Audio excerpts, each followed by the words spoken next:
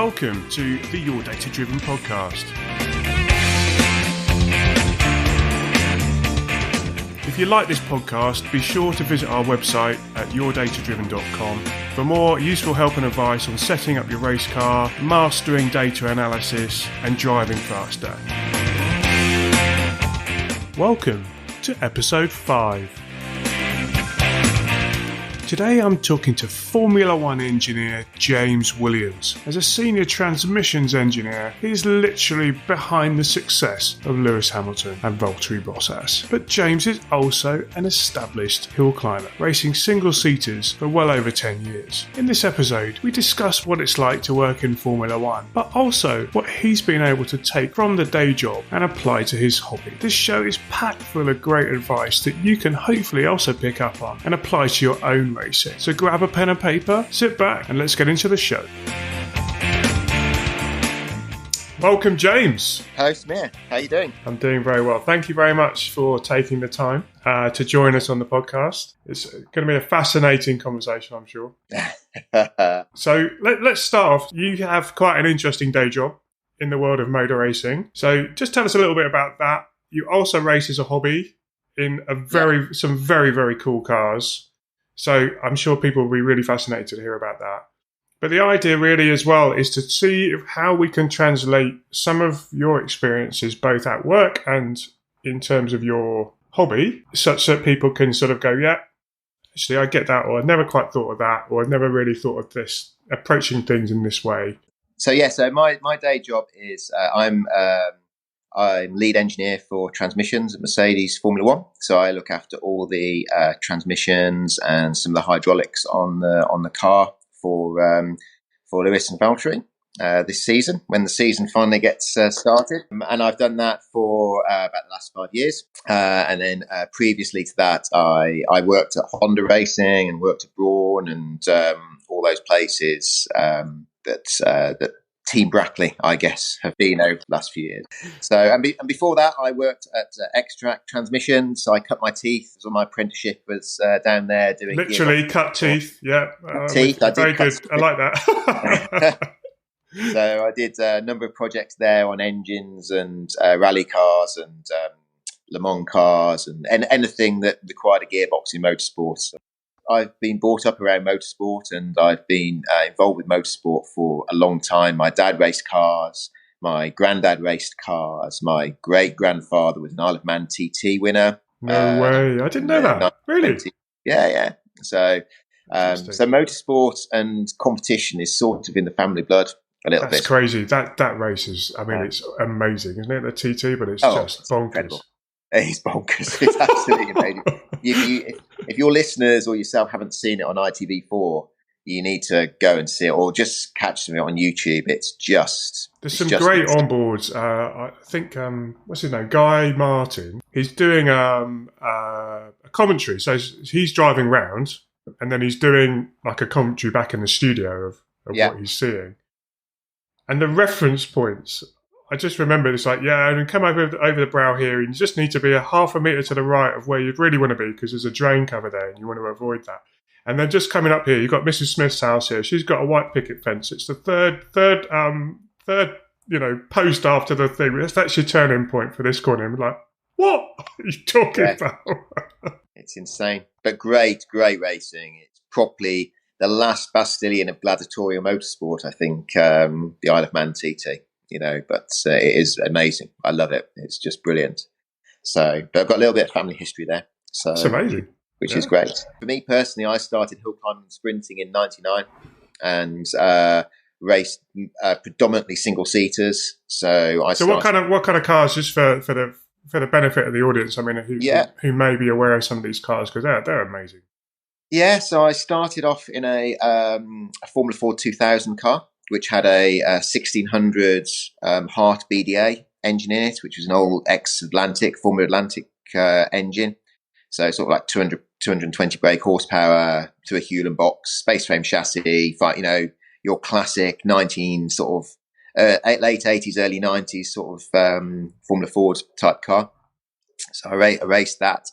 And then we progressed on to a Dallara Formula 3 car, which we modified and engineered ourselves to put a Suzuki Hayabusa engine in the back of.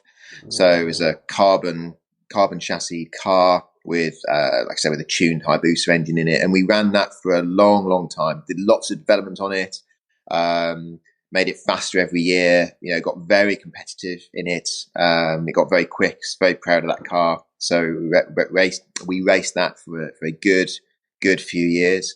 And then we had a Force hill climb car, which was a bespoke hill climb car, very lightweight carbon fiber chassis with the same engine as the Dallara in. And again, raced that for a couple of seasons, which was exceptionally fast and great. And then we ran an OMS, which again was another bespoke hill climb car, which was a sports car. So like a sports Libra car with a Honda Blackbird engine in, which we ran for a couple of seasons, which was great fun. And then I built, which was almost my own car. I bought a project, which was a honeycomb space train car that someone had started, but hadn't finished. And they'd unfortunately fallen into a bit of ill health, so couldn't complete it. So I took that on and completed it as a complete one-off. So engineered all the back end, built it all myself, and then I raced that for 2 or 3 years. So what did that involve then? Because so you've got the day job. I mean, Yeah. Isn't this sort of a bit of a busman's holiday? It is, but it's different. It's obviously quite privileged to work in Formula One and be able to do the hobby at the same time. Yeah. I think the biggest thing that I found when I started working in Formula One was just the level of detail that everything went into. And of course, what you find then is that you just want to go and apply that same level of detail to what you do in your own racing. So, you sort of turn up and you've got all these setup sheets and you've got all these systems and you've got all these things that surround the car, and you think, well, this is amazing. I can apply this to my hill climb car, but then you soon realize that you can't do it all. And it's actually really frustrating because you're just one person. You don't have any help.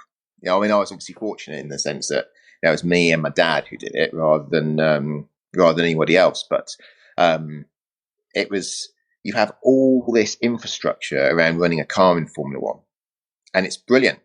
It's just sort of like, for an engineer as well, the level of detail is just great. And you sort of think, I just want to apply this to my own car. So you start trying to apply the same methodologies and the same ideas to your car, and then you can easily get swamped by it. So what I found was you just had to take the best bits. So for instance, we had a very complicated setup sheet for a F1 car that involves all these various things. And it had a main spreadsheet which had links to all other stuff and all the rest of it. But actually just that front page of a setup sheet was a really useful thing. It told you what the front wing level was, what the tyre pressures were, what the damper settings were, what the springs were, what the corner weights were. I've probably still got an example of it somewhere. I could probably send it to you. So, you sort of, you fill up with the information that you can, knowing that you can't, you don't know necessarily what your center of gravity is or exactly what your roll centers are, unless you're lucky enough to have, been able to measure it all and all that sort of stuff. But you can still take a guess and you can still put that information on. And it just becomes once you've done that, you start to record it for every meeting that you go to. And you just set up a very, very basic spreadsheet. Do you record it though? I mean, that's the question that I think a lot of people start off with the best of intentions, and then it takes perhaps a little bit of continued discipline to keep recording, because there's so much going on in preparation of the car and preparation of yourself. I mean, you drive, don't you? So and there's all this faff that goes on around the racing car. Yeah. Some of these setup things are very important, but they're not urgent. So I mean, and I think they may get missed. So, I mean, how did you manage? How did you manage that? Well, the main thing I found was basically every time you made a major change to the car or any sort of change that you felt was for the better, you just had to make a note of it. So I had a little, just a very small, the size of your phone, sort of old-fashioned, because I'm old-fashioned and I have to have a pen and paper rather than thing. But, just the size of your phone, little notepad, the ones that had the little elastic bands over, you could just flip open. So if, say, for example, so I'd have a setup sheet that we did at the beginning of the year. We'd always have the car set up professionally. So at least you'd have the corner weights recorded, what your toe was, what your cambers were, all that sort of stuff. And when you say set up professionally, would that be something you'd do yourself, or is that something you'd get someone else to do for you? I didn't have all the equipment, so I got someone to do it for me. So there's a number of companies out there who will do it for you. You've got corner weights and camber gauges and all that sort of stuff. Yeah. So, and it just gave you a baseline, especially with a new car. Yeah. If you got it set up professionally, it gave you that baseline, And if you went testing or you did an event and you made a check. So, these companies normally give you a sheet of what they've done. So it tells you all the basic information. So then I'd fill out the information on my sheet with what I got, plus some additional information like what the wing level was, or, if there's anything in particular that I wanted to record. So that was like my spreadsheet. And you're absolutely right. What would happen is in the midst of a meeting or testing, you don't have time. You haven't got a team of engineers around you to record it all. But if you have a little notepad just in your top drawer of your toolbox, if you change a tire pressure or you change your front wing, you might just say, second practice run, put wing up 2 notches, and you just have to try and be disciplined to write that down. Because what happens is if you crash the car or you lose your way, how do you go back to how the car was good? Well, but so that's an interesting thing. So you're talking about inputs there, but what do you do in terms of outputs or outcomes? Because one of the things that Formula One is very good at doing is also recording the outcome and actually working backwards from a desired outcome to a present state. Yeah. Which is something that it would be interesting to get your thoughts on, because I don't think a lot of people realise that. The layman may think that it's a kind of we just keep on trying things until it works, but we don't. But what works is a bit of a vague thing. Mm-hmm. I would say, and so, but I think from an engineering or Formula One environment, a lot of time and effort has been put into defining what good is, and then working backwards from that. So how do we achieve a very clear goal? And I think that's a sort of an engineering kind of mindset, because we don't like vague. Yeah, but that's not everyone's approach. So how do you do that as well? Like, what's good? I mean, with a hill climb car, you're not doing laps in the same way as a track car is. So, and I guess the circuit changes during the day. Yeah. And you're not on track for very long either. I mean, it's quite, hopefully, it's quite a short and intense period of time. So how do you gauge what good is? That's a really good question. In Formula One, obviously what you've got on the cars is cars littered with sensors. Okay. So the driver can't lie. The driver can't pull the wool over your eyes, because of all those sensors, you can then do calculations and you can actually calculate if the car is oversteery, understeery, all that sort of stuff by measuring suspension loads, tire slips, all this sort of stuff. So there's all this clever vehicle dynamics that goes on, that you obviously for an amateur racer, you've got some. If you are a good peddler, if you're a good driver and you know how to interpret the data, you can measure your either lap time improvements, or you could maybe be able to measure whether you've got a little bit more turn in by your G lap, a little bit more acceleration by your G long. If you've done an engine tweak or you've changed something, like taken some weight out of the car or something like that, you should be able to measure that even with the most basic of data loggers. So, you should be able to see that. Obviously, that's an area that I've got some interest in, and I'm interested in helping others with. But is that something you were able to pick up? I mean, or is that something that you had to learn yourself? I think it's something you have to learn yourself. And I think before you get to that stage, you almost need what I would call the placebo effect of, you make a change and in your head, it's better, and it's a step in the right direction. And that might be by lowering some tire pressures. And particularly in hill climbing, the SIBO effect is massively dominant with drivers. You could say to a driver, right, track's cooled down a bit. I've put an extra few PSI. You'll go quicker this afternoon. And if the guy in the car trusts you, he'll go quicker because he'll immediately have that little bit more confidence in the car. I've done things before where, I've had drivers come back and say, this car's awful. It's all over the place. And it's just because maybe they've tried too hard, or their mind's been on the argument they had in the morning or whatever it is. So you tell them you've done a whole raft of changes. You send them out again. They go 2 seconds quicker and they tell you that whatever you've done is brilliant and you've done nothing to the car. All you've done is train their mind into thinking that the car is better. Yeah. Once you get over that hurdle, when you start out, once you get over that hurdle, and you've got the same car, you should be able to start to feel the differences. And the best way to feel the difference is to go to extremes.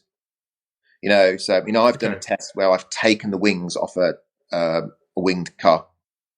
Wow. So really? just to prove to people what a difference it is, because people say I can't feel it. So okay, I'll take the wings off. And immediately they'll come back and go, hopefully they'll come back.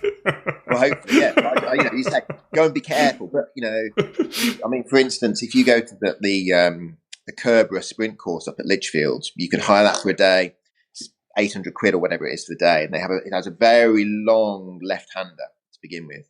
I've sent people off around there without any wings on their car. And immediately they'll just come in after one lap and say, I can't get around the first corner. I was like, right, okay.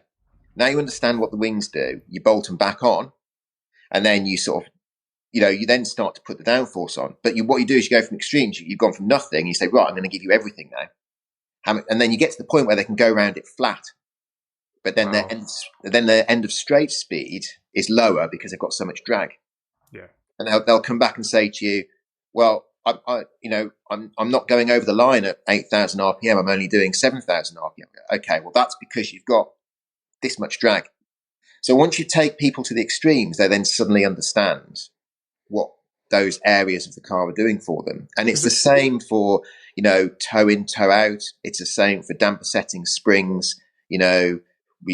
I've had people before where I've said, I want really soft springs. So they put really soft springs on and they get to the end of the straight and the car's going, yeah. Okay, well, ploughing a furrow through the tarmac.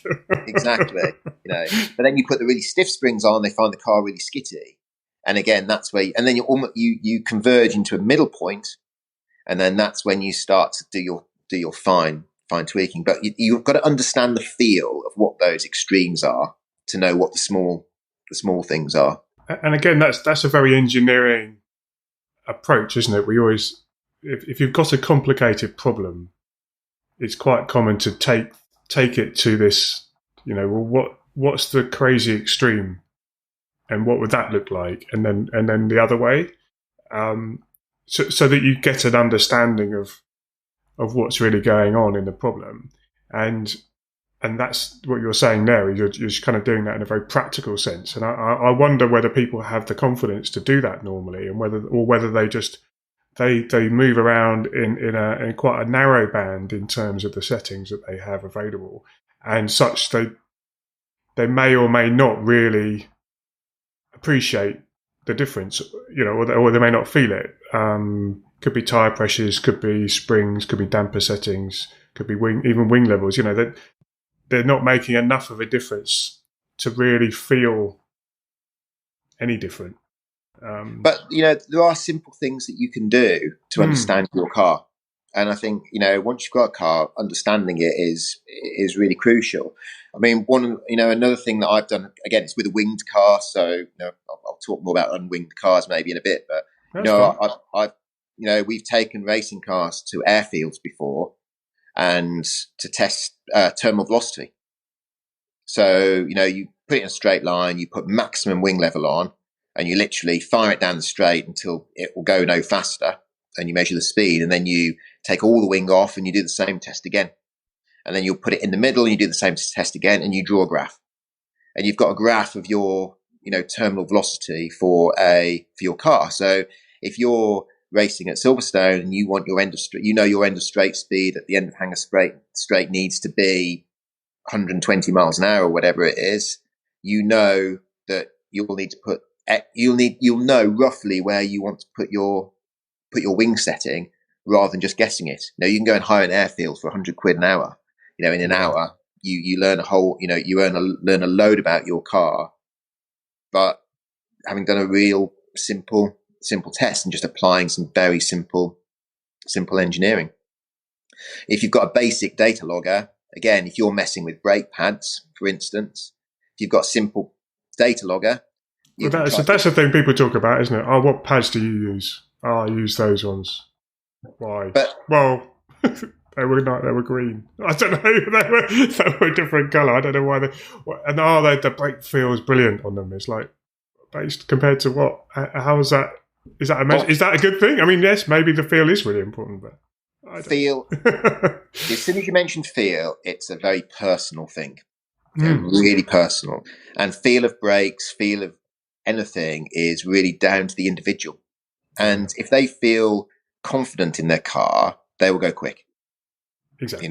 If you've got someone saying to them, no, this is quicker, but they don't feel comfortable, it's like, I could take all the wings off a winged car, say you'll be fastest because you've got a, straight line speed advantage, but they can't hang on to it around the corners. They'll go slower, And I think in fairness, that permeates all the way through to a professional level in terms of driving as well. Yes. I don't think there's any difference there in the sense that, there might be a professional driver, but I think they still need to feel comfortable. Yeah, absolutely. I mean, but again, you can apply, when I go back talking about brake pads, you can apply, if you've got a simple data logger on your car, you can apply some very simple engineering. Again, if you've got a test track or even an airfield that you go to, you can just stamp on the brakes to a point that you're not locking them up, and do three runs, let's say, on each brake pad. You'll soon get an idea of how quickly you can stop. So that's another good point you're mentioning there. And some people, again, would take that for granted and others would think, oh, that's new, which is to do multiple tests on the same setup. I mean, for example, if you're doing laps, you're going to do more than one lap, you'd imagine. Yes.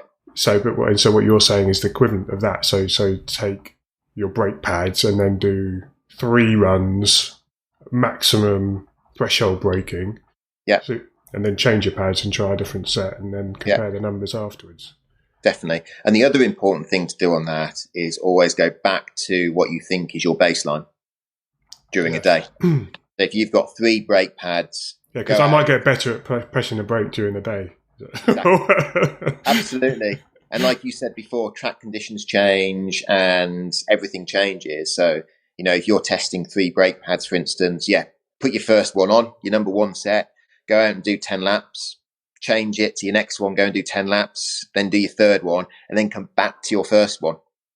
And yes, it's an overhead doing that mechanically, but if you've got a track day, you've just got to, plan out your track day. Track days are not always about just razzing around the circuit. You won't go quicker just by going around in circles. You go quicker by learning about your car and learning about your own skill. And I think that's a really good point about learning about the car as much as learning about how to drive it. You want some certainty, I suppose, around, well, these are the settings I've chosen, and for a reason. That is more than, the other fellas are in the paddock are running that, so that's what I'm going to do. And I think that's an important point, is that if you're getting to the level where you want to go out and win, you need to justify everything that you've got on your car. And that justification cannot be just because this bloke's got them. You want to be able to say, I've got this on my car because, and give a good, sound, technical reason. Or an engineering reason, depending on, how you want to do it, because everyone's got something they want to sell, or something, so you could have a air trumpet manufacturer who says, these are the best things ever.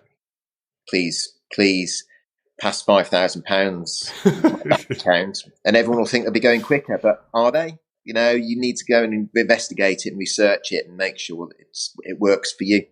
But what I like about what you're saying there is it's a very practical approach as well. So you don't need to do the math if you don't want to. You just have to almost do some. It's specialist testing, but it's not sophisticated. It's not difficult. Yeah, not difficult at all. And again, if you go back to just having a little notepad or an A5 notepad or something that you can just scribble things down, just having those notes really helps when you go back. So, and it is a discipline.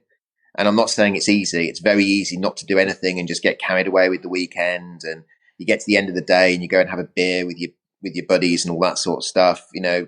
And I'm not saying you shouldn't do that. You should absolutely do that. But just take 2 minutes just to write down what you've done or what you've changed or what didn't feel right or did feel right. Because when you get back to your garage and you're prepping for your next meeting, what are you going to do? Are you just going to go out with the same car? Because if you go out with the same car, you're not going to go any quicker. You're not developing your car. You're not developing yourself. But if you've got a few notes from your last meeting, you can say, okay, well, you know, I didn't like this and I didn't like that. And there's lots of people around who will help you. You know, generally competitors at the amateur level are helpful people. But the important thing is, if someone says that, you've then got to go and test it. You know, go and test it and go, does that work for me? And if it works for you, then it gives you the reason to say, I've changed that because. I've got a question for you, because this is just the engineer in you talking, and I'm nodding away, and I agree. But the driver in you, at the same, I personally find it quite hard to be a driver and an engineer at the same time, particularly when I'm driving. It tends to make me slower because I'm thinking about things I shouldn't be. I should be just thinking about driving and not car. How do you cope with that? Well, I think the thing is, in particular for me, is having done predominantly hill climbing, and that is literally, you forget about everything. The minute you start your run, you just forget about everything. And it's just, how do I get to the top of this hill in the fastest time possible? And you sort of forget, you know.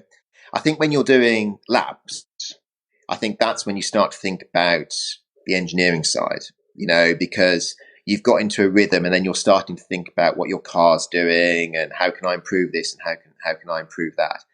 I think I have done some circuit racing where I've thought that I've been doing laps, and then you start to try different things and all the rest of it. I think the important thing is to try and learn when you're driving, to learn about engineer yourself. You know, so if you think you've got a problem with the car, if it's a bit understeery or a bit oversteery, how do I engineer myself, or how do I adapt myself to this issue? Because I'm stuck with this for this race. Well, and I think that's a very good point.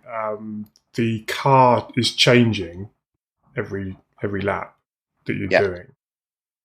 So there's part of you that should be trying to work out what's going on all the time, and to get the most out of it. And sometimes that means you're getting more grip because the tyres are warming up, for example, and sometimes it means you're now getting less grip because they've gone over, you know, they're past a certain point. But the engineering yourself bit is quite interesting. So you're trying to adapt to make the most out of it, and it's the mindset of just get everything you can from what you've got. Yeah. Rather than sort of throwing your toys out the pram halfway through the race. Definitely. And giving up. But it's also understanding what the car's doing to a degree. So don't worry about the mechanics of what the car's doing. Just think about feeling what the car's doing. So what's the behavior of the car, and how am I adapting myself to cope with this? And is it what do you mean? What do you mean by that? What have you got in mind? So, for example, if you've got a car that's understeering, and I can talk about this because I've had this experience. So you have a car that you turn in, the front washes out, and then you're having to back off as you're coming out of a corner. So therefore, you'll slow down the straight. Yeah. And you do a couple of laps, and if you're doing that same thing lap after lap, you're always going to be slow down the straight. Yeah. So yes, you don't like the feeling of it, but let's forget about the engineering of it. Let's forget about why it's doing it, because it's probably doing it because the front tyres have grained, they've gone off, you've got a setting wrong, you haven't got enough front wing on, there could be 101 engineering reasons as to why that is. So you have to say to yourself, how am I going to adapt my driving style to get around this problem? Do I need to turn in a little bit earlier? Do I need to brake a bit earlier but be on the power? How can I get that grip back? And it's about feeling what the car is doing underneath you to try and adapt your style. So it's engineering yourself. It's what I call engineering yourself. How can I change my settings to cope with what this car's doing? And like I say, it could be because if you're thinking about the engineering, all you're thinking about is when I get back to the pits or when I get after this race, I'm going to change this, I'm going to change that. And it's not going to make you any quicker in that race. And if you come across the same problem in the future, you're just going to be thinking about the engineering again. Whereas the driver in you has to say, okay, take the engineering away, take the science away. This is what I'm feeling. What do I know that I can do to change it? And yes, you won't be as quick as you want to be, but I can almost guarantee you'll be going quicker than you would be if you just do the same thing lap after lap after lap. There's an acceptance there as a driver, is what you're suggesting. Is there someone to pull this into your day job? Yeah. Who's good at doing that? I can tell you who's not good at it. Jenson Button was not good at it. So, well, he's a big follower of the podcast, so now he's just unsubscribed. Thanks, James. Well, I think he admits in his book, if you read one of his books, he admits that he's not good. If he hasn't got a car that behaves well, then he can't do it. Whereas if you take Lewis, for example, he's very good at adapting his style, so... I mean, is there something you've seen? Because you have more insight into what those guys are really doing compared to us when we're looking, through a TV screen or a thing. Is there something that they show you internally that you can really look at that and go, you know what, that's pretty special? Because one of the questions that comes up quite often is what really makes the difference between a professional racing driver and someone who is very, very good at club or an amateur level. What makes the difference between those two? Well, I went karting a long time ago, and there was a Formula 3000. If anyone's old enough to remember Formula 3000, there was a Formula 3000 driver who turned up, and he was a midfield peddler. No one special. I imagine he's probably, he was from Portugal, so I imagine he's probably farming strawberries in Portugal now or something like that. But he got himself up to Formula 3000 level. But he was a definite midfield runner. Yeah. And of course, as soon as you have someone like that who turns up karting, they've got a target on their back. Yeah. And anyway, he came up behind me and he overtook me, and I thought, right, I'm going to keep up with this guy because he had all his kit and helmet and all that sort of stuff. And he, in nothing, same karts, or as similar as they could be. And I was not a bad driver. I was not a bad karter, but he just disappeared from me. He just, shot off into the distance, and there was just no way that I could keep up with him. And I think the biggest difference is just I think there's a natural ability. I don't think there's something that you can teach. Really? Okay. I think people do have a natural ability. And I think it's about what they feel, and it's what they feel the car is doing underneath them. And it's the really quick drivers are almost constantly dancing on the edge of grip all the time, and even though when you look at some of the Formula One cars on the onboard stuff, their steering inputs look very precise and very controlled, and there's none of this going on. It's all very controlled, but I imagine that they are not a million miles away from that car going off. They're just being able to feel the cars just start to move, and they can just put small inputs into whether it's throttle, brake, steering. They're just always adjusting, but by the smallest amounts. Yeah. So if at any point they sort of do a big input, the car will disappear, and that's why you see sometimes drivers go off when they hit a white line, or they just touch the grass or something like that, because it's just that instant loss of grip. Yeah. And because there's no margin, if you imagine a line here, no one's going to be able to see what I'm doing. But I was going to say that's a line above his head. you imagine a line, and you bring your hand, a line of my hands up to the top of my head. If you bring your other hand up and you touch your hand here, those professional drivers are at that. If this is your traction limit, they're always touching this traction limit. All of us amateur drivers are below that. You know, we don't find that last 5%, 4% because it's just not in our ability. It's just not in our makeup as such. You know, and I think it's the same. You know, you think about tennis players, you think about professional musicians, you think about all these people. They've been doing this from a very early age. You know, 8 years old, 7 years old. People have been buzzing around in carts or whatever it might be. You know, and they've just honed their abilities from a very, very, very early age. You know, I mean, personally, I think there's an artistry in driving. Yeah, I agree.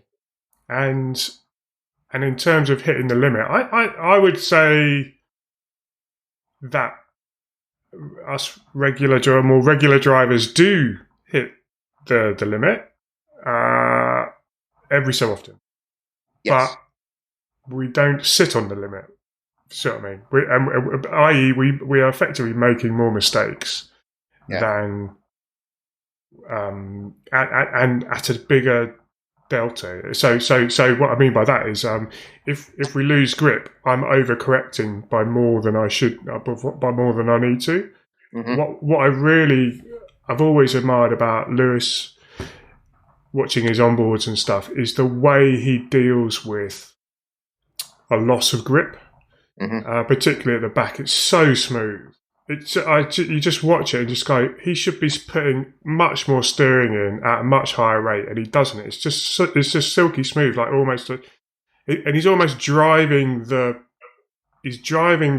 slide as well as he would be driving the corner, if that makes sense. It's not reacting to catch a problem. He's driving that as well. But what you don't see on the onboard is what he's doing with his feet. Go on. So, you know, there's a lot of things that he's doing, or a lot of the drivers do with their feet, that you just don't see. So, you know, we all know what it's like to drive a rear engine car when it's wet round a roundabout. You know, when you're sliding your car, you know, your Mark II Escort or whatever it is round a corner, you're not correct. Speak for yourself, mate. Speak for yourself. But you know, in those situations, you're not correcting that slide with the steering input, or you shouldn't be. Yeah, you're correcting that slide with what you're doing with your feet, and whether that's, you know, and some people, when they get caught in that situation, will just back off the throttle. As soon as you back off the throttle, the car snaps the other way, doesn't it? You know. Yeah. Okay. Whereas if you're driving the throttle with, like the old Jackie Stewart used to say, if you've got an egg between your throttle pedal and your foot, you know, if you're driving the car like that, you'll be able to control that slide, you know, and you won't have any aggressive change in direction or anything like that, which slows you down. You know, you're able to be very smooth. So if you imagine balancing a car, if you've got a constant steering input and you're just balancing it on the throttle, a little bit like drifting, I guess.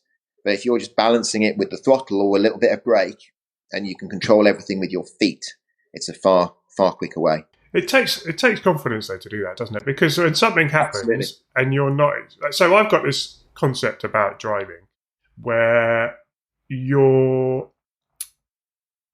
better drivers have a better mental model of what is going to happen. This is my little theory, right? And when they drive around the corner, they're reacting to the difference between the mental model, how they think that would feel, and what is actually happening. Mm-hmm. So they're not. Then it's not a sort of a voyage of discovery every time. A bit like, you know, when you do fly off onto the grass, it's all a bit of a moment because you don't really know what's going on. You're driving around, you have quite a clear idea of what it should feel like or what you want it to feel like, and then you're reacting to that. And mm-hmm. But if something happens, like you go over a white line, or something happens that is a big step away from what you anticipate it being, that is the bit where that survival instinct kicks in. Absolutely. And you start doing more macro movements or larger movements, which, with what you're saying, is the worst thing you can do. Yet the professional drivers, they're not panicked in the same way, and they're just no. And it is confidence. I mean, if you go on YouTube, if you look up Simon McKinley. So okay. Simon McKinley was a Irish, Northern Ireland rally driver, stroke hill climber, sprinter. But his driving style was very entertaining, but incredibly smooth. Wow. But he was very exciting to watch, but absolutely insanely fast. So he wasn't one of these people who was all sideways and slow. He was sort of sideways. And, if you watch some of his single-seater stuff, that car was never looked like it was going to crash, but was continually on the limit. And you could just see it, And he did all of that. You could see, because you can see a little bit from, but none of that was big steering inputs or anything like that. He was sort of all very smooth with the steering wheel, but it was all controlled with his feet. I'll put a link in the description. Yeah. I'll find him afterwards. Yeah. So, but amazing, very talented driver, and again, that goes back to your point of that. I don't think he had that survival instinct as such. He, he would just drive that car as quickly as he could. I'm sort of questioning.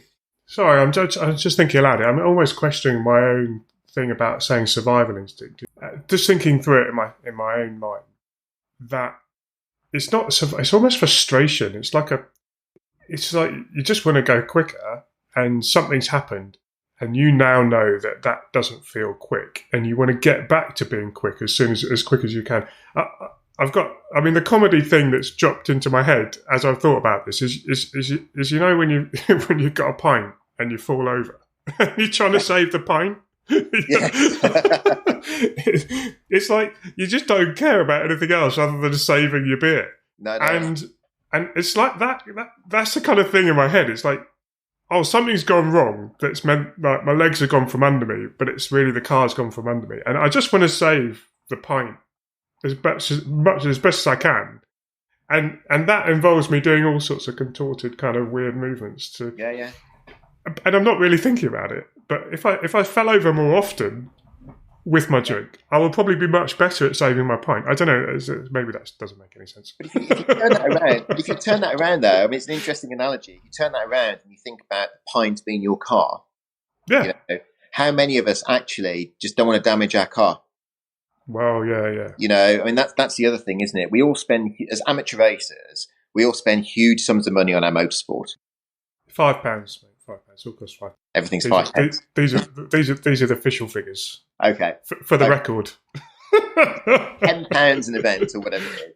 But if you crash, and that's that, and you pay that, and you accept that, and you have a budget for the season. If you crash your car, all of a sudden your budget is either double, or you're depending on what the size is. And I think as amateur racers, we always have that, in our mind. You do drive with a little bit of a, if I crash this car, then it's going to cost a lot of money. And I think us all as amateur drivers will always have that slight nagging doubt, I mean, someone like Roman Grosjean doesn't have that nagging doubt in his head because he just crashes all the time. But honestly, all the Formula One drivers are now, they're never going to listen to me again.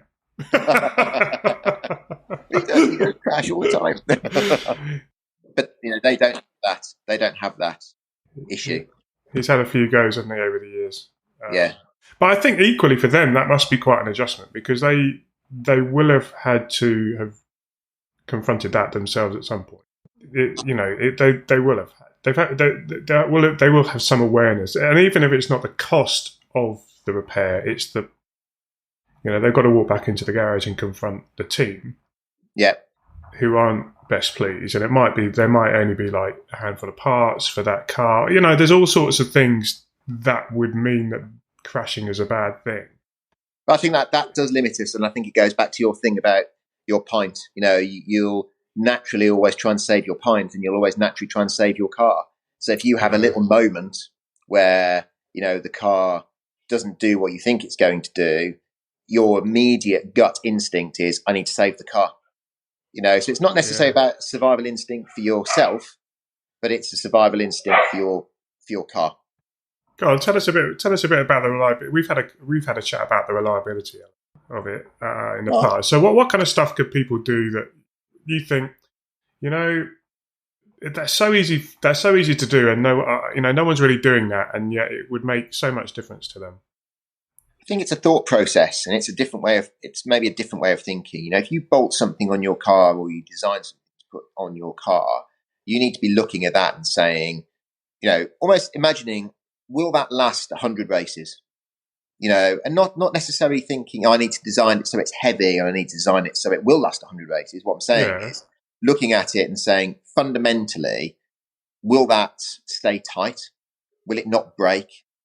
Will it not vibrate loose? Will it not vibrate and crack? And all those sorts of things. So it's looking out for things like, if you've got a welded joint that doesn't look very pretty or doesn't look very well done, that will break.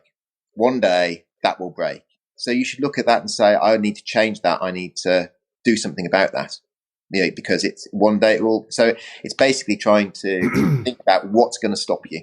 If you've got, if you've got a nut and bolt that just keeps coming loose, and when you're doing your spanner checks, it's always the one that's loose. You might want to say to yourself, that will come loose and fall off one day. I should put a bigger bolt on it. I should put an anti-rotation feature on it, or secondary locking feature. I should do something about that, because one day that will stop me. And I think, when you run your car, you naturally find the things that come loose, or the things that are going to break. I mean, how do you find the time for it? Because this is the kind of the engineering mindset, of course, of trying to reduce variability, reduce risk, reduce any uncertainty. But the practicality of limited resources in terms of time, you're there on your own or whatever. So how do you go about ensuring that you do that each time, because you might be rushed or whatever? The main thing is to always turn out a clean racing car. From the beginning? Always. Yeah. From the beginning and for every single event. So you just think the pure act of just cleaning the car will highlight to you? Absolutely. Between every event, if you do nothing else in between your event, clean your car. And I mean, when I mean clean it, I don't mean wash it with a sponge and a bucket and some fairy liquid. I mean, get the rags out and get the WD-40 out, or the GT85, and go and clean your suspension parts, go and clean your engine mounts, go and clean your loom, get all that muck out from where it collects. And because when you clean something, you're looking at it. The act of cleaning it is you're looking at it, and you will spot something that's either started to fret or started to crack or started to come loose. You will find it just by the act of cleaning it. And it's a beautiful thing, because if you clean your car every time you turn it out, you can be proud of that car. And the other thing is that you've got nothing hiding. If you've got a big clump of mud stuck in a internal suspension joint, how do you know that's not going to break? How do you know that's not going to come loose? How do you know it's not corroded? How do you know, you don't know. And just that very simple act of just, wheeling your car out on a sunny Thursday afternoon or evening and just cleaning it, take the wheels off it and clean it, and make it all spangly and nice.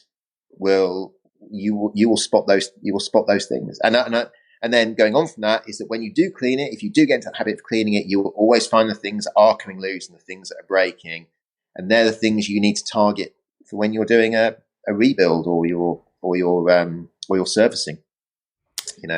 Yeah, I think that's very simple. It's a great simple thing, and you do see cars that are not so well prepped coming out onto the track, and you wonder, well, maybe they've missed something. And there's two elements to it. There's the frustration at best of having a car break down on you for some reason, and then the safety at worst, having something significantly break that causes harm or injury to you or someone else. So obviously the scrutineering process is there to support the second bit, but from your point of view, if something breaks that's preventable, you think, oh, that's a waste of a weekend. And absolutely. And there's nothing worse than having your first practice session or your first practice run or whatever it might be, and something breaking. Because that's your weekend over. I've been there. It's horrible. You go to the line, you run, and literally, particularly on like a hill climb, something just goes bang and stops the car, and you almost look at it and you go, weekend over. Yeah. Oh. I've been looking forward to it to 2 weeks. The car's polished, clean, it looks amazing, and something very simple is broken. And well, as you know, I had a bit of an incident along those lines with a diff go, and I was on pole position as well, and it would be the way, and just got maybe a bit excited on pole, and then after the first dropping of the clutch as the lights went out, the diff went, and then I've got 30 cars behind me that I'm now terrified of trying to avoid me. So there was a kind of like a immediate frustration, then an immediate terror, then they all got past me, and then there was immediate frustration again. You don't win unless you've got attention to detail. Certainly in the day job, we will engineer things down. We stress every item down to the last 10 grams of a component. And because of that, we expect the parts to be perfect. We machine parts to within micron. They are perfect, or they're polished, or they are, just that level of detail, all the way from the design right way to the guys fitting it on the car. That level of detail is required. Because you can't make every part perfect. So we do rely on the eyes of the guys building the parts, and they sometimes come up and say, "I don't like this. I don't like that. I don't. This has got a mark on it." Do you sort of talk with those guys during the design process? Is that a normal thing? Yeah, all the time. Yeah, always make sure they know what they're expecting and what they need. Okay, and in terms of, because we also talked about the drawing side of life. Now, is everything done on a computer? Yes. Yeah. But you could, okay. So let's flip it the other way. We talked about the drawing part of life. And I was surprised to hear that you still like to print out some of the drawings on a big piece of paper so you can actually have a look at them. Because that's where you started, isn't it? You started doing in a drawing office on a drawing board. Yeah. And that level of perception and perspective is lost a little bit on a computer. I think so. And again, I'm probably a little bit old fashioned maybe these days. I have to say to myself that I am a little bit old-fashioned with all of that. So, but I think a drawing, the act of doing a drawing, is that you're explaining to someone what you want to achieve. So it's a set of instructions. It's your portrayal to somebody, say, this is what I want to create. This is my work of art, and this is how I want you to produce it. And I think putting that on paper and showing a huge amount of attention to detail to all the little features that you want to portray of what's important and what they need to do, I think is a real important art. There's an art to actually designing something that's very efficient and very nice and all the rest of it. But actually getting that made is a really complicated process. CAD allows you to package things and do amazing designs. Absolutely. We couldn't do what we do today without CAD. That's why everything's so well packaged. You look at a Formula One car now, how well it's packaged. That's all done via CAD. Another thing that we can't transfer from professional racing into amateur racing is that level of detail. But even for even if you're designing something for your own car, you put it on a piece of paper to go and send it to the machinist or to send it to whoever you want to do, because you're asking someone, this is what I want to create. So a very good buddy of mine, we used to use cardboard CAD. This is my cardboard CAD, Samir. And literally we would just be sitting there and get some old bits of cardboard out and cut it out and then offer it up. And oh no, that doesn't work, right? Okay, and then you basically you particularly if the shape's in 3 dimensions, that's quite difficult. Sometimes it's actually impossible to measure unless you have a proper bit of a kit. So having something real that you can just sort of muck about with. Anyone's familiar with Allan Staniforths' race and rally sourcebook, you'll know about the string computer that he used to design the suspension on all of his cars. Still absolutely relevant today. Basically, still some of those calculations are done. They're just done in CAD. Yeah. But, you can do a lot of those just with a very simple string computer. You don't need to be a engineer to do it. Drawings, in particular, getting things on paper is really, really important, I think. And it's the small details. Everyone in general is very good at the big things. If you want to design something, let's say, if you were designing a wheel, everyone knows what a wheel looks like. Everyone can design a racing car wheel, but it's all the little features, all the little details that make it lightweight, that make it reliable, that make it survivable, all that sort of stuff. So make it efficient for cooling the tyres. Absolutely. Well, yeah, exactly. Possibly comment. You couldn't possibly comment. Yeah, so I nearly got you. That's the kind of stuff that is quite. I would hope is nice for people to hear that, because I think, well, they've got 1,000 people designing one car really to drive around in a circle, and how can they possibly need that many people? Yeah. Fantastic. Well, James, thank you so much for your time. I think it's been. No problem. It's just fascinating to hear, the attention to detail that you have at work, and also some of the thoughts of driving and particularly around, how you approach your own racing as well, and the compromises. You're clearly having to make compromises compared to, you've seen what you could have, and now you can't have it. So you're having to you're kind of having to make a choice. Yeah. Which is in some ways a lovely position, but equally, I imagine, can be quite frustrating sometimes if you. Well, all I can say is that at the end of the day, Formula One is just still going racing. At the end of the weekend, we still have to pack everything away. We still have to put the tyres and the cars in the lorries. We still have to drain all the fuel out the tanks. We still have to do all the things that amateur racers do. It's just done at a completely different level. Yeah. That's all. So it's all the same stuff.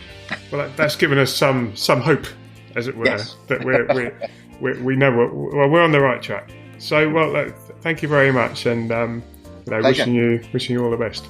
All right, Samir. Thank you very much. What a privilege to have James on the show, and for him to share so many insights onto how he goes racing, a little bit of background and what life is like within a Formula One team as well. I hope you found that fascinating, and we'll go off and apply some of his good ideas to help your own racing in the future. If you like this episode, be sure to subscribe to the podcast and visit us at yourdatadriven.com.